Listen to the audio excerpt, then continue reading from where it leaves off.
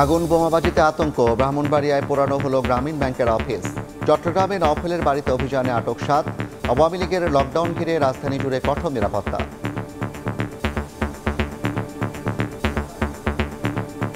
পুলিশের পাশাপাশি সেনাবাহিনী রয়েছে, মাঠে বিজিবি রয়েছে এবং বিভিন্ন গোয়েন্দা সংস্থা তারাও কাজ করছে। সন্ত্রাস করে বাধাগ্রস্ত করা যাবে না ফেব্রুয়ারি ভোট, হুঁশিয়ারি বিএনপির। সংস্কারের চেয়ে বেশি গুরুত্বপূর্ণ জননিরাপত্তা। নৈরাজ্য ঠেকাতে রাজপথে থাকার ঘোষণা জামায়াত এনসিপির।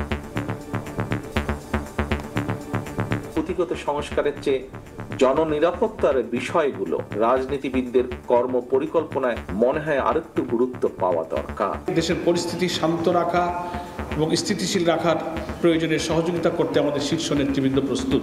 আওয়ামী লীগের বাংলাদেশে মরণ হয়ে গিয়েছে, এখন কিছু দুর্গন্ধ ছড়াচ্ছে। দেশবাসী এটা নিয়ে কোনো আতঙ্কিত হওয়ার কোনো কিছু নেই। দেখছিলেন প্রধান শিরোনাম। রাতের সময় সঙ্গে আছি আমি জাফর সাদিক। এবার অন্যান্য শীর্ষ সংবাদ। সনদ বাস্তবায়ন আদেশ ও নভেম্বরে গণভোটের দাবি মেনে নিতে 4 দিনের আলটিমেটাম জামায়াত সহ 8 দলের। নইলে যমুনার সামনে অবস্থান কর্মসূচি ঘোষণা। শেখ হাসিনার মামলার রায় ঘোষণা কবে জানা যাবে কাল। মৃত্যুদণ্ড আশা প্রসিকিউশনের। বিচার বানচালে আওয়ামী লীগের বিরুদ্ধে অপচেষ্টার অভিযোগ। চাঁদাবাজি বন্ধ করতে পারলেই রোজায় সহনীয় থাকবে বাজার, বলছেন ব্যবসায়ীরা। রমজানে সরবরাহ স্বাভাবিক রাখতে সয়াবিন তেল ও চিনি আমদানি করবে সরকার, জানালেন উপদেষ্টা। এবং পাচার হওয়া অর্থ ফেরাতে তৎপর সরকার। প্রক্রিয়া দীর্ঘমেয়াদী হওয়ায় লবিং অব্যাহত রাখতে হবে নির্বাচিত সরকারকে। মানি লন্ডারিং ঠেকাতে শক্ত পদক্ষেপের পরামর্শ।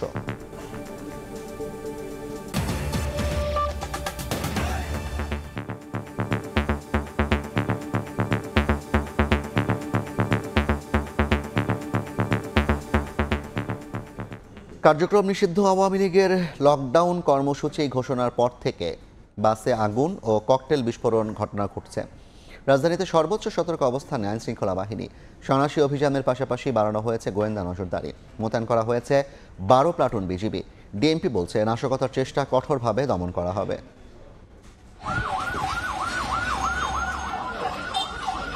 রাজধানীতে আবারও বাসে আগুন ও ককটেল বিস্ফোরণ। সূত্রাপুর ও মিরপুর বেড়িবাঁধে যাত্রীবাহী বাসে আগুন দেয় দুর্বৃত্তরা। ধানমন্ডি, গুলিস্তান, কারওয়ান বাজার সহ বেশ কয়েকটি জায়গায় ককটেল বিস্ফোরণ ঘটানো হয়। 13 নভেম্বর কার্যক্রম নিষিদ্ধ আওয়ামী লীগের ঢাকা লকডাউন কর্মসূচি ঘোষণার পর থেকেই চলছে নাশকতা। জনমনে তৈরি হয়েছে আতঙ্ক। এ পরিস্থিতিতে রাজধানীতে চেকপোস্ট বসিয়ে তল্লাশি জোরদার করেছে পুলিশ।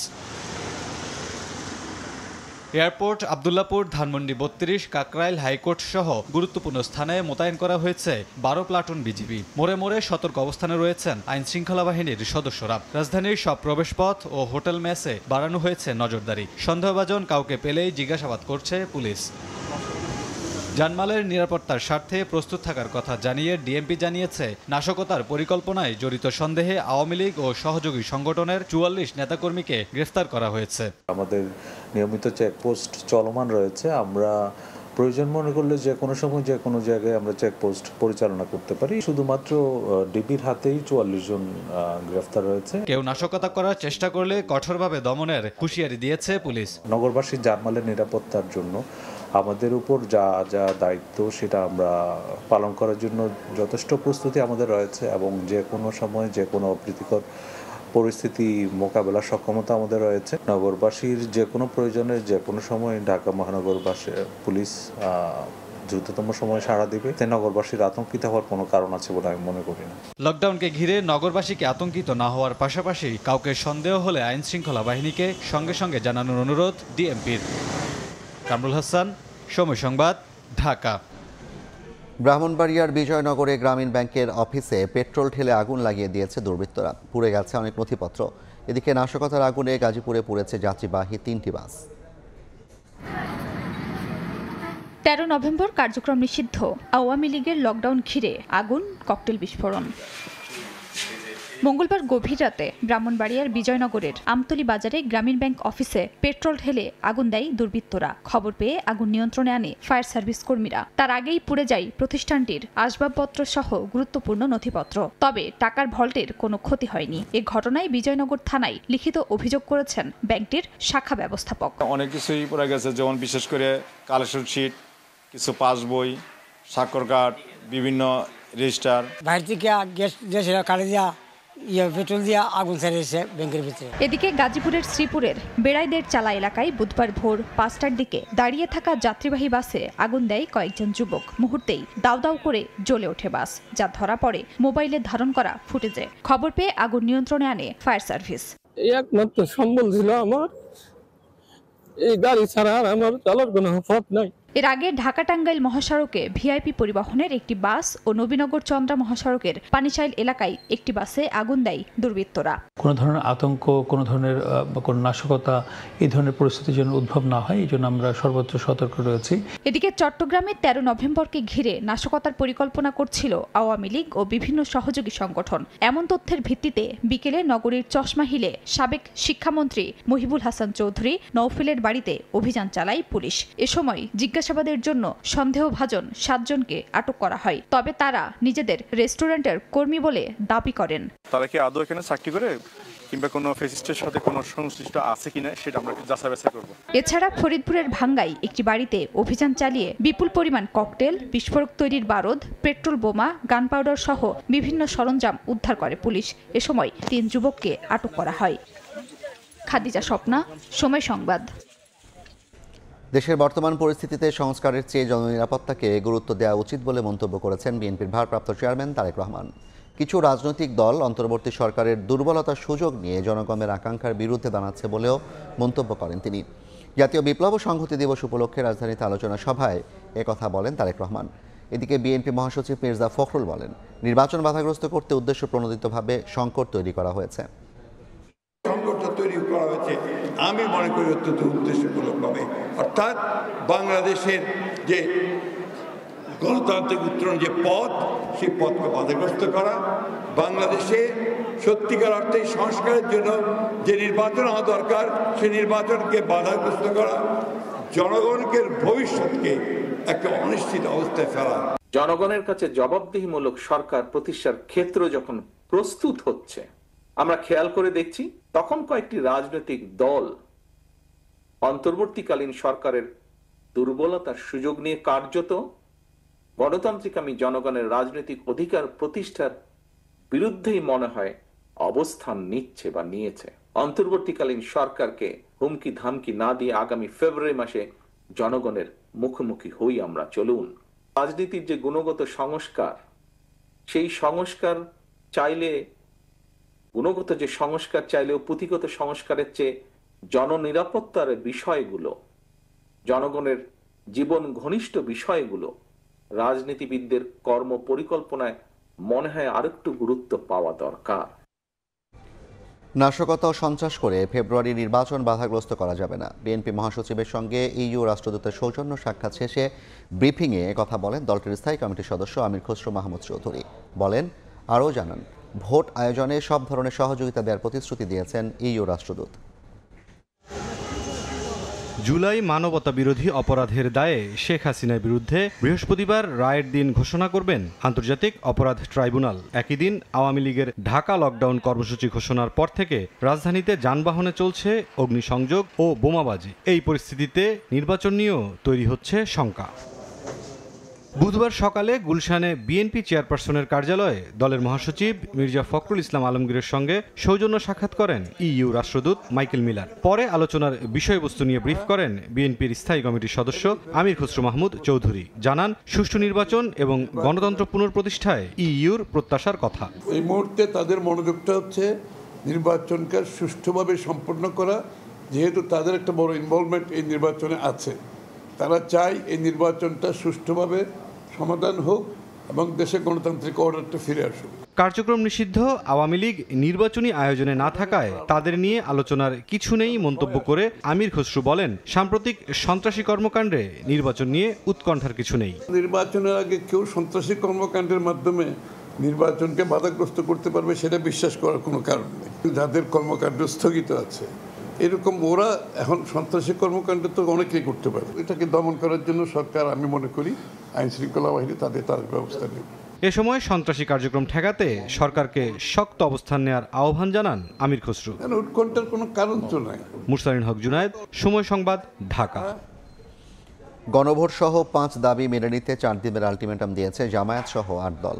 দাবি না মানলে প্রধান উপদেষ্টার বাসভবনের সামনে অনির্দিষ্টকালের অবস্থান কর্মসূচির ঘোষণা দিয়েছেন নেতারা। এদিকে কার্যক্রম নিষিদ্ধ আওয়ামী লীগের নাশকতা প্রতিরোধে কাল রাজপথে থাকার ঘোষণা তাদের। সরকারকে দেশের পরিস্থিতি জুলাই সনদ বাস্তবায়নে আদেশ জারি। নভেম্বরেই গণভোট সহ 5 দফা দাবিতে সমাবেশের পরদিনই জরুরি বৈঠকে বসে জামায়াতে ইসলামী সহ 8 দল। বৈঠক শেষে বুধবার দুপুরে রাজধানীর মগবাজারে আল ফালা মিলনায়তনে সংবাদ সম্মেলনে জোটটির শীর্ষ নেতারা বলেন, জুলাই সনদের আইনি ভিত্তি ছাড়া প্রশ্নবিদ্ধ হবে আগামী জাতীয় নির্বাচন। জানান, কার্যক্রম নিষিদ্ধ আওয়ামী লীগের নাশকতা প্রতিরোধে সরকারের পাশে থাকবে 8 দল। সরকারকে দেশের পরিস্থিতি শান্ত রাখা এবং স্থিতিশীল রাখার প্রয়োজনে সহযোগিতা করতে আমাদের শীর্ষ নেতৃবৃন্দ প্রস্তুত। গণভোটের মধ্য দিয়ে জুলাই সনদ আগে অনুমোদিত না হলে জাতীয় নির্বাচনের মতো আইনগত সাংবিধানিক কোনো ভিত্তি রচিত হবে না। জামায়াতের নায়েবে আমির মুজিবুর রহমান বলেন, আগামী 16 নভেম্বরের মধ্যে 5 দফা দাবি মেনে না নিলে প্রধান উপদেষ্টার বাসভবন যমুনার সামনে অনির্দিষ্টকালের অবস্থান কর্মসূচি পালন করা হবে। 16 নভেম্বর রবিবার আন্দোলনরত 8 দলের শীর্ষ নেতাদের বৈঠক সকাল 11টায় অনুষ্ঠিত হবে। বৈঠক শেষে আলফালা মিলনায়তনে দুপুর 12টা 30 সংবাদ সম্মেলন অনুষ্ঠিত হবে। এর পূর্বে জনগণের 5 দফা দাবি মেনে নেওয়া না হলে উক্ত সংবাদ সম্মেলন থেকে প্রধান উপদেষ্টার কার্যালয় যমুনার সামনে অনির্দিষ্টকালের জন্য অবস্থানের কর্মসূচি ঘোষণা করা হবে। জুলাই সনদের আইনি ভিত্তি দিলে জানুয়ারিতেও নির্বাচনে আপত্তি নেই বলে জানান 8 দলের নেতারা। জুলাই সনদ নির্বাচনের গণভোট সহ এটা মেনে নিলে আমরা তার আগে জানুয়ারিতেও আমরা নির্বাচন করতে রাজি। শফিক মুন্সি, সময় সংবাদ, ঢাকা। অন্তর্বর্তী সরকার জনগণকে দূরে রেখে একা চলতে শুরু করেছে বলে মন্তব্য করেছেন এনসিপির মুখ্য সমন্বয়ক নাসির উদ্দিন পাটোয়ারি। বিকেলে রাজধানীতে স্বাস্থ্য, পেশাজীবী ও শিক্ষার্থীদের যৌথ মঞ্চের আত্মপ্রকাশ অনুষ্ঠানে একথা বলেন তিনি। অন্যদিকে দলের মুখ্য সংগঠক হাসনাত আবদুল্লাহ জানান, সব খাতেই চলে রাজনীতি। এদিকে সারা দেশে অরাজকতার প্রতিবাদে সন্ধ্যায় এনসিপির কার্যালয় থেকে শাহবাগ অভিমুখে মিছিল বের করেন এনসিপির নেতাকর্মীরা। দেখি স্বাস্থ্য খাতের কি অবস্থা। বুধবার রাজধানীর সেগুনবাগিচায় ঢাকা রিপোর্টার্স ইউনিটিতে স্বাস্থ্য, পেশাজীবী ও শিক্ষার্থীদের যৌথ মঞ্চের আত্মপ্রকাশ অনুষ্ঠানে যোগ দেন এনসিপি নেতারা। এ সময় দলটির মুখ্য সমন্বয়ক নাসির উদ্দিন পাটোয়ারি বলেন, ইউনূস সরকার জনগণকে দূরে রেখে একা চলতে শুরু করেছে। এ সময় জামায়াত সহ 8 দলের সঙ্গে সংহতি জানিয়ে রাজপথে থাকার কথাও জানান তিনি। সেই সঙ্গে আওয়ামী লীগের লকডাউন প্রসঙ্গে নাসির উদ্দিন পাটোয়ারি বলেন, আওয়ামী লীগের নৈরাজ্য ঠেকাতে মাঠে থাকবে সব দল। আওয়ামী লীগকে ঠেকানোর জন্য আওয়ামী লীগের সন্ত্রাসের বিরুদ্ধে এনসিপির এক হাসনাত আবদুল্লাহ বাংলাদেশে যথেষ্ট। এটা নিয়ে আমরা কোনো টেনশন নেই। আওয়ামী লীগের বাংলাদেশে মরণ হয়ে গিয়েছে, এখন কিছু দুর্গন্ধ ছড়াচ্ছে, দেশবাসী এটা নিয়ে কোনো আতঙ্কিত হওয়ার কোনো কিছু নেই। এবং গণভোট বাংলাদেশে হবে। বিএনপি যদি আরো 100 বছর প্রচেষ্টা করে বাংলাদেশে গণভোট ঠেকাইতে পারবে না। অনুষ্ঠানে দক্ষিণাঞ্চলের মুখ্য সংগঠক হাসনাত আবদুল্লাহ জানান, স্বাস্থ্য খাত সহ সব খাতেই চলছে রাজনীতি। বাংলাদেশের প্রশ্নে, ফেসিবাদ বিরোধিতার প্রশ্নে, ভারতীয় আধিপত্যবাদের প্রশ্নে, সাম্প্রদায়িক সম্প্রীতির প্রশ্নে আমাদের সবাইকে একমত থাকতে হবে। এদিকে সারা দেশে অরাজকতার প্রতিবাদে সন্ধ্যায় দলটির কেন্দ্রীয় কার্যালয় থেকে শাহবাগ অভিমুখে মিছিল বের করেন এনসিপির নেতাকর্মীরা। মিছিলে শেখ হাসিনা সহ আওয়ামী লীগের বিচার নিশ্চিতের দাবি জানান তারা। এদিন দুপুরে রংপুরের পীরগাছায় পারুল ইউনিয়নে উঠান বৈঠকে জাতীয় নাগরিক পার্টির সদস্য সচিব আক্তার হোসেন বলেন, জাতীয় সংসদ নির্বাচনের আগে গণভোট হলে সবচেয়ে ভালো হবে। সেই সঙ্গে আওয়ামী লীগের সন্ত্রাসীদের দ্রুত আইনের আওতায় আনার আহ্বান জানান তিনি। রৌনক নিয়ন্তা, সময় সংবাদ, ঢাকা। শেখ হাসিনার মামলার রায় ঘোষণা কবে জানা যাবে কাল। জুলাই আগস্ট হত্যাযজ্ঞ মামলায় শেখ হাসিনা, আসাদুজ্জামান খান কামালের মৃত্যুদণ্ড প্রত্যাশা করছে প্রসিকিউশন। ট্রাইব্যুনালে কথা জানান প্রসিকিউটর মিজানুল ইসলাম। তিনি বলেন, আসামি থেকে রাজসাক্ষী হওয়ায় সাবেক আইজিপি চৌধুরী আবদুল্লাহ আল মামুনকে মুক্তি দেওয়া হবে কিনা সিদ্ধান্ত নেবেন ট্রাইব্যুনাল। বিচার বানচাল করতে আওয়ামী লীগ দেশে বিদেশে অপচেষ্টা চালাচ্ছে বলেও মনে করে প্রসিকিউশন। জুলাই আগস্টের হত্যাযজ্ঞের মামলায় বৃহস্পতিবার রায়ের দিন ধার্য করতে যাচ্ছে আন্তর্জাতিক অপরাধ ট্রাইব্যুনাল। শেখ হাসিনা ও কামালের মামলা ঘিরে নিরাপত্তা ব্যবস্থা জোরদার করা হয়েছে ট্রাইব্যুনাল সহ গোটা সুপ্রিম কোর্ট এলাকায়।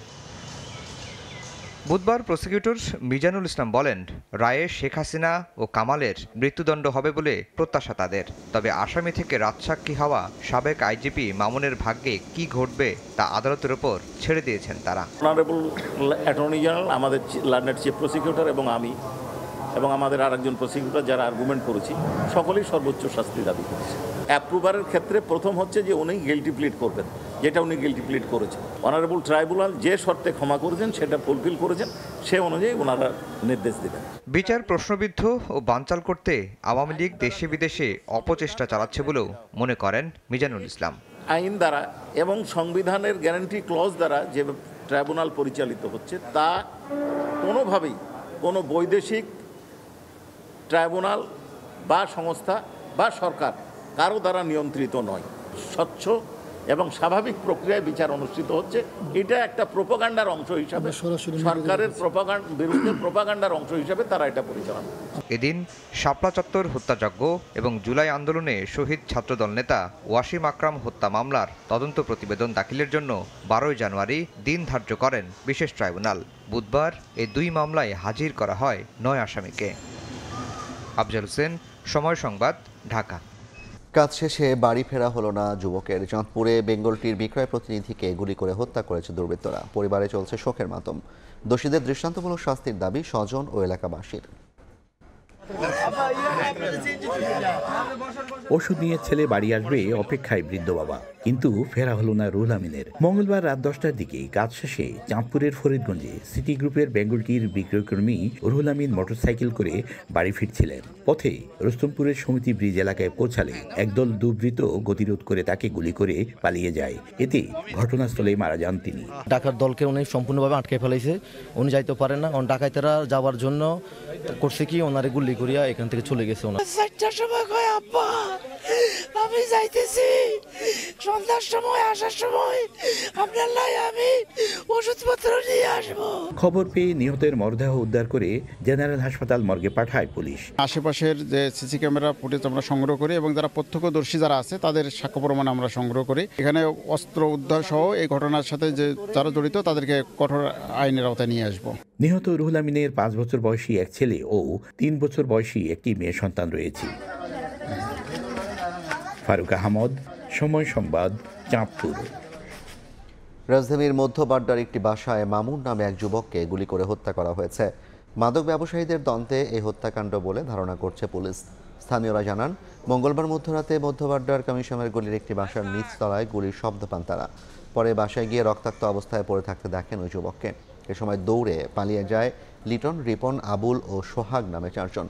পুলিশ এসে লাশ উদ্ধার করে ময়নাতদন্তের জন্য ঢাকা মেডিকেলের মর্গে পাঠায়। অবৈধভাবে সমুদ্রপথে ইতালি যাওয়ার সময় প্রাণহানি। মাদারীপুরে 2 যুবকের মৃত্যুর খবরে পরিবারে শোকের মাতম। পালিয়েছে অভিযুক্ত দালাল। এই ঘটনায় দোষীদের শাস্তির দাবি স্বজন ও এলাকাবাসীর। পুলিশ বলছে, অভিযোগ পেলে নেওয়া হবে আইনগত ব্যবস্থা। ভাগ্যের চাকা ঘোরাতে অবৈধভাবে সমুদ্রপথে ইতালি যাওয়ার উদ্দেশ্যে গত 1 সেপ্টেম্বর বাড়ি ছাড়েন মাদারীপুর সদর উপজেলার ধুরাইল ইউনিয়নের চর বাজিতপুর গ্রামের লাল মিয়া ব্যাপারীর ছেলে জাফর ব্যাপারী ও একই গ্রামের হামেদ আলী হাওলাদারের ছেলে সিরাজুল হাওলাদার। এরপর লিবিয়া পৌঁছে গত 14 অক্টোবর ইঞ্জিন চালিত নৌকায় ওঠে জাফর ও সিরাজুল সহ অর্ধশত যুবক। জ্বালানি শেষ হয়ে গেলে মধ্যসাগরে ভাসতে থাকে অভিবাসী বহনকারী নৌকাটি। 1 সপ্তাহ ভাসমান থাকার পর তীব্র শীতে সাগরেই মৃত্যু হয় জাফর ও সিরাজুল সহ বেশ কয়েকজন যুবকের। বিষয়টি দালাল চক্র গোপন রাখলেও গত মঙ্গলবার 2 যুবকের মৃত্যুর খবর পান স্বজনরা। দালালরা ফোন ধরে না, দালালের ফোলা খালি ওই যে খবর কইছে টাকা পয়সা আগে নিয়ে গেছে, খবর আর কয় নাই। দালালের মারফতে জানি এইরকম না কইরা আর কোনো প্রাণ জানি ভাবে না নষ্ট হয়। স্বজনদের অভিযোগ, মানব পাচারকারী চক্রের সক্রিয় সদস্য চর বাজিতপুর গ্রামের চান্দুর সর্দারের ছেলে লোকমান সর্দার প্রলোভন দেখিয়ে 2টি পরিবারের কাছ থেকে হাতিয়ে নেয় 30 লাখ টাকা। 2 যুবকের মৃত্যুর খবরে পলাতক লোকমান। লিখিত অভিযোগ পেলে আইনগত ব্যবস্থা নেওয়ার কথা জানায় পুলিশ। যদি আমরা অভিযোগ পাই তাহলে অবশ্যই সেটা তদন্ত হবে এবং যারা দোষী তাদের পানিশমেন্ট নিশ্চিত করব আমরা। বেশ কিছুদিন আগে দালাল লোকমানের দুই ছেলে সুমন ও সুজন অবৈধভাবে ইতালি পৌঁছায়। এরপর এলাকার মানুষকে খুব সহজে ইতালি নেয়ার প্রলোভন দেয় সে। সঞ্জয় কর্মকার, অভিজিৎ, সময় সংবাদ, মাদারীপুর। হওয়া অর্থ উদ্ধারে প্রথমবারের মতো আন্তর্জাতিক বিভিন্ন সংস্থার সঙ্গে কাজ শুরু করেছে সরকার। একই সঙ্গে সংশ্লিষ্ট ব্যাংক ও সংস্থাগুলোর মধ্যে আন্তঃসংযোগ করে দিচ্ছে বাংলাদেশ ব্যাংক। তবে অর্থ ফেরানোর প্রক্রিয়া দীর্ঘমেয়াদী হওয়ায় রাজনৈতিক সরকারের শক্ত ভূমিকা নিতে হবে বলে মনে করেন গভর্নর। অর্থনীতিবিদরা বলছেন, নতুন করে অর্থ পাচার বন্ধে পদক্ষেপ নিতে হবে নির্বাচিত সরকারকে। যুক্তরাষ্ট্র থেকে ফিরে কাজল আব্দুল্লাহর রিপোর্ট।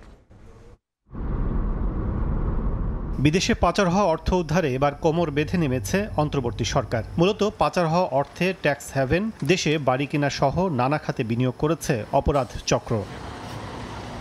আর্থিক খাত সংস্কারে গঠিত শ্বেতপত্র কমিটির প্রতিবেদন অনুযায়ী আওয়ামী লীগ সরকারের সবশেষ 16 বছরে পাচার হয়েছে প্রায় 28 লাখ কোটি টাকা। এসব অর্থ ফেরাতে দেশের অভ্যন্তরীণ সরকারি দফতরগুলোকে একটি পয়েন্টে নিয়ে আসার পাশাপাশি লবিং করা হয়েছে আন্তর্জাতিক বিভিন্ন ফার্ম ও সংস্থার সঙ্গেও। সম্প্রতি ওয়াশিংটন সফরে গিয়ে এমনটাই জানিয়েছেন বাংলাদেশ ব্যাংকের গভর্নর আহসান এইচ মনসুর। আমাদের নিজেদের সক্ষমতাটা বাড়াতে হবে, কারণ এটা তো একটা নতুন এরিয়া।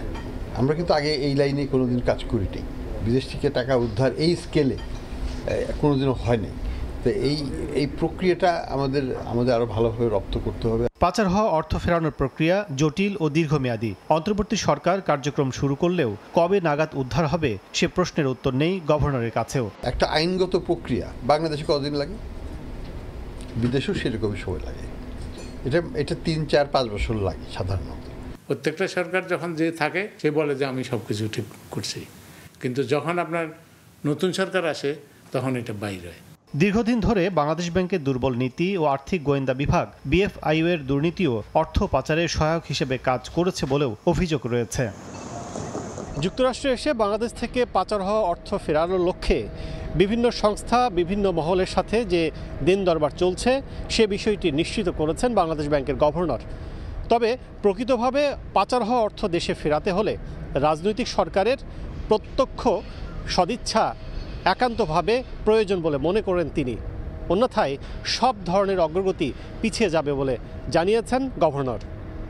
কাজল আব্দুল্লাহ, সময় সংবাদ, ওয়াশিংটন ডিসি, যুক্তরাষ্ট্র। যৌক্তিক শুল্কায়ন কারখানায় নিরবচ্ছিন্ন জ্বালানি সরবরাহ ও বিভিন্ন স্তরে চাঁদাবাজি বন্ধ থাকলে রমজানে বাজার সহনীয় থাকবে। এফবিসিসিআই আয়োজিত সেমিনারে এমন আশ্বাস দেন খুচরা পাইকারি ব্যবসায়ী ও আমদানিকারকরা। সংকট নিরসনে প্রয়োজনে সরকারকেও নিত্য প্রয়োজনীয় পণ্য আমদানির পরামর্শ ব্যবসায়ীদের। এদিকে রোজার আগেই সরবরাহ স্বাভাবিক রাখতে সয়াবিন তেল ও চিনি আমদানি করা হবে বলে জানিয়েছেন অর্থ উপদেষ্টা ডক্টর সালেহুদ্দিন আহমদ। প্রতি বছরই রমজান এলে অস্থিতিশীল হয়ে ওঠে তেল, চিনি, ছোলা, খেজুর ও ফলমূল সহ নিত্যপণ্যের বাজার। তবে আসছে রমজানে এ ধরনের অপ্রীতিকর পরিস্থিতি চান না ব্যবসায়ীরাও। বুধবার রাজধানীর মতিঝিলে এফবিসিসিআই আয়োজিত এক সভায় এমন প্রত্যাশার কথা জানান তারা। আন্তর্জাতিক বাজার বাড়ে, আমাদের যে দেশের যে মিলগুলো আছে তারা ডেলিভারি সাপ্লাই চেনগুলো ডিস্টার্ব করে দেয়। চাঁদাবাজির মহা প্রলয় চলছে, আমরা কি করব? মাল নামালে চাঁদা দিতে হয়, মাল উঠালে চাঁদা দিতে হয়। 2 টাকা যদি আপনার চিনিতে বেড়ে যায় তাহলে দেখা যায় কারণ বাজারকে আপনারা 2 লাখ টাকা জরিমানা করে দিলেন। এ সময় শুল্ক বিষয়ক জটিলতা নিরসন এবং সরকারি উদ্যোগেও আমদানির পরামর্শ দেন বাজারজাতকারক ও আমদানিকারকরা। ভোজ্য তেল এবং চিনি মার্কেট স্টেবলের জন্য যদি এরকম রমজানের সময় কেন সরকার সরাসরি আমদানি করে না? মিলগুলোকে যথেষ্ট পরিমাণে গ্যাস ইনশিওর করতে পারলে কোনো সমস্যা হবে না। 2 বছর যাবত 1 কন্টেনার খেজুর ইম্পোর্ট করতে গেলে আপনার শুল্ক দিতে হয় এই 25 মেট্রিক টন খেজুরের আপনার 30 থেকে 35 লাখ টাকা। এ সময় এফবিসিসিআই প্রশাসক ও ব্যবসায়ীদের সমস্যা নিয়ে বাংলাদেশ ব্যাংক ও এনবিআর এর সঙ্গে আলোচনার আশ্বাস দেন। আমরাও মনে করি যে জাতীয় রাজস্ব বোর্ড নিশ্চয়ই আমাদের এই আপনার যে কনসার্ন, এটা এখানকার সবারই কনসার্ন, এটা আমরা কনভে করব। এদিকে দুপুরে ক্রয় সংক্রান্ত উপদেষ্টা কমিটির বৈঠক শেষে অর্থ উপদেষ্টা জানান সরবরাহ স্বাভাবিক রাখতে রোজার আগে পর্যাপ্ত ভোজ্য তেল, চিনি আমদানি করা হবে। রোজাও চলে আসছে, চিনি আমরা আমদানি করার জন্য বলেছি, সয়াবিনটা আমদানি করার জন্য বলেছি, কারণ সয়াবিনের কিছুটা শর্টেজ আছে। শর্টেজ না, বাজারটা স্টেবল আছে যে রমজানে থাকে। এর আগে তো সয়াবিনের দাম অনেক বেড়ে গিয়েছিল।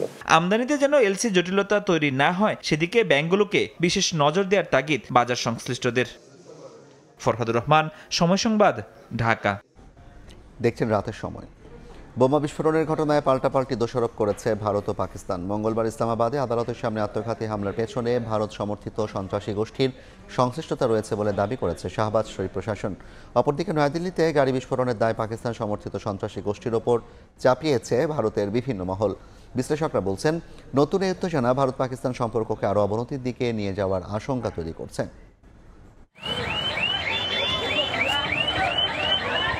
দুই প্রতিবেশী দেশ যাদের বৈরিভাব সম্প্রতি যুদ্ধ পর্যন্ত গড়াতে দেখা গেছে। পরপর দুই দেশের রাজধানীতেই ঘটেছে আত্মঘাতী বোমা বিস্ফোরণ, আর তাতেই রহস্যের গন্ধ খুঁজে পাচ্ছেন বিশ্লেষক ও কূটনীতিকরা। সম্প্রতি ভারতের নয়াদিল্লি ও পাকিস্তানের ইসলামাবাদে বোমা হামলার পর থেকেই আবারও পাল্টাপাল্টি দোষারোপে মেতেছে দুই দেশ। সোমবার ভারতের নয়াদিল্লিতে গাড়ি বিস্ফোরণের পর থেকেই সন্ত্রাসী হামলা আখ্যা দিয়ে তদন্তে নামে ভারতের আইনশৃঙ্খলা বাহিনী। দেশব্যাপী নিরাপত্তা বাহিনীর সন্ত্রাস বিরোধী দলের কার্যক্রম জোরদার করা হয়। ওই হামলায় পাকিস্তান সমর্থিত সন্ত্রাসী গোষ্ঠীর হাত রয়েছে বলেও দাবি করা হয়। হামলার কয়েক ঘন্টার মধ্যেই ভারতের আম আদমি পার্টির এক নেতা দাবি করেন, এমন ভয়াবহ হামলার পেছনে শুধুমাত্র ইসলামাবাদেরই হাত থাকতে পারে। এমনকি এর জন্য যুদ্ধবিরতিকেও দায়ী করেন তিনি। ভারতের বিরুদ্ধে ষড়যন্ত্র চলছে বলে উল্লেখ করেন প্রধানমন্ত্রী নরেন্দ্র মোদী। এদিকে ভারতের দাবি, আটককৃতদের একজন জানিয়েছেন, আগামী বছর ২৬ জানুয়ারি ভারতের প্রজাতন্ত্র দিবসে সহিংসতার পরিকল্পনা ছিল তাদের। এদিকে মঙ্গলবার ইসলামাবাদে আদালত চত্বরের সামনে হামলার পেছনে ভারতের সংশ্লিষ্টতা রয়েছে বলে দাবি করেছেন পাকিস্তানের প্রধানমন্ত্রী শাহবাজ শরীফ। এমনকি একই দিনে হওয়া ক্যাডেট কলেজের হামলাতেও নয়াদিল্লিকে দায়ী করেন তিনি। তবে এই অভিযোগের কোনো প্রমাণ দেখাতে পারেননি প্রধানমন্ত্রী। পাকিস্তানের এই দাবিকে ভিত্তিহীন বলে প্রত্যাখ্যান করেছে ভারতের পররাষ্ট্র মন্ত্রণালয়। পররাষ্ট্রমন্ত্রী রণধীর জয়সওয়াল বলেন, পাকিস্তানের দুর্বল নেতৃত্ব থেকে মনোযোগ সরানোর জন্য কৌশল হাতে নিয়েছে তাদের প্রশাসন। বিশ্লেষকরা বলছেন, প্রমাণ ছাড়াই দুই দেশ একে অপরকে দোষারোপের খেলায় মেতে উঠেছে। তবে এ ধরনের হামলা চলতে থাকলে এর পেছনে যাদেরই হাত থাকুক না কেন, ভারত পাকিস্তান সম্পর্কে তা নেতিবাচকভাবে প্রভাব ফেলবে বলে মত তাদের। সাদিয়া তাসনিম, সময় সংবাদ। লিবিয়া উপকূলে অভিবাসন প্রত্যাশীদের বহনকারী একটি নৌকা ডুবে অন্তত ৪২ জনের মৃত্যুর আশঙ্কা করা হচ্ছে। জাতিসংঘ জানিয়েছে ৬ দিন ভেসে থাকার পর মাত্র ৭ জনকে জীবিত উদ্ধার করা সম্ভব হয়েছে। জাতিসংঘের আন্তর্জাতিক অভিবাসন সংস্থা এক বিবৃতিতে জানায়, নিখোঁজ ৪২ অভিবাসন প্রত্যাশীর সবাই মারা গেছেন বলে ধারণা করা হচ্ছে। তাদের মধ্যে ২৯ জন সুদান, ৮ জন সোমালিয়া, ৩ জন ক্যামেরুন ও 2 জন নাইজেরিয়ার নাগরিক। জীবিত উদ্ধার হওয়া ৭ জনের মধ্যে 4 জন সুদান, 2 জন নাইজেরিয়া ও 1 জন ক্যামেরুনের নাগরিক। লিবিয়া কর্তৃপক্ষ বলছে, আলবুরি তেলক্ষেত্রের কাছে ৪৯ জন আরোহী সহ নৌকাটি ডুবে যায়। পর্যায়ের শীর্ষ সংবাদ জানিয়ে দিচ্ছে আরেকবার।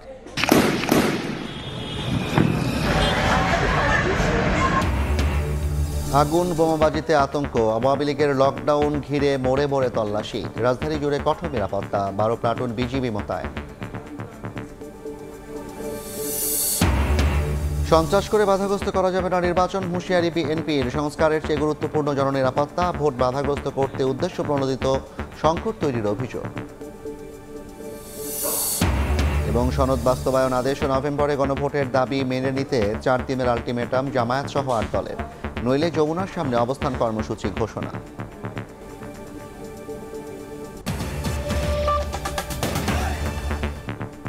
এই ছিল রাতের সময়। এরপর দেখবেন সম্পাদকীয়। সঙ্গে থাকুন সময়।